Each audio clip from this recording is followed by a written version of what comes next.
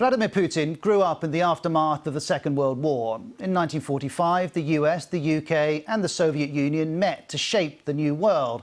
7 years on, he was born in what was then Leningrad and is now St Petersburg.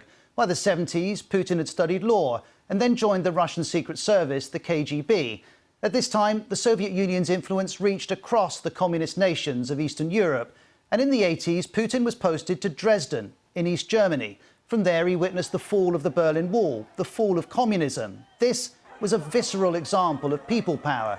To Putin, though, the demise of the Soviet Union was the greatest geopolitical catastrophe of the century.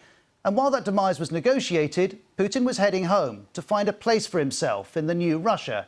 Russia's president in the 90s, Boris Yeltsin, would help him do that. He made Putin head of the security services. Then Putin was elected prime minister. Then, in 1999, Yeltsin resigned. Putin was president. And his way of operating was clear from the start. Tightening the grip over media was one of the first things that he did. And also the lack of genuine opposition, because his critics either have been in exile or dead or are facing prosecution. Putin's focus on his own power and wealth was relentless. By 2008, when his 2 terms were up, Dmitry Medvedev replaced him as president. But Putin became prime minister and everyone knew who was in charge. By 2012, he was back as president again. And Putin's indifference to democracy is matched by his view of sovereignty. In 2008, Russia invaded Georgia to support separatists. In 2014, Russia annexed Crimea from Ukraine. It supported separatists in eastern Ukraine. And in 2018, a former Russian Secret Service operative was poisoned in Salisbury. The UK says Russian intelligence was responsible.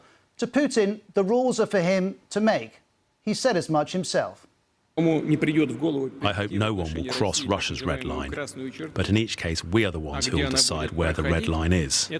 And Russia's right to decide roots back to Putin's view of what he's seen in his lifetime. In 2015, he addressed the UN and said, instead of the triumph of democracy and progress, we got violence, poverty and social disaster. Nobody cares a bit about human rights. Putin's contempt was directed at Western democracy.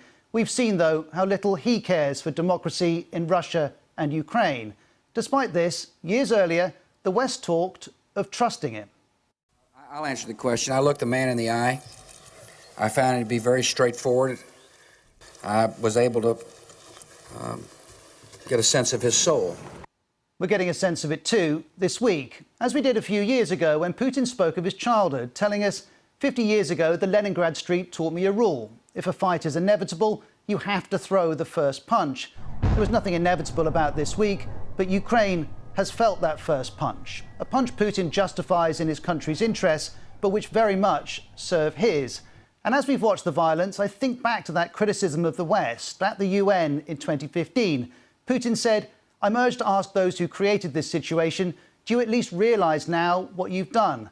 The world is now asking the same of him, and everything about Putin's life suggests, yes, he does realise what he's done.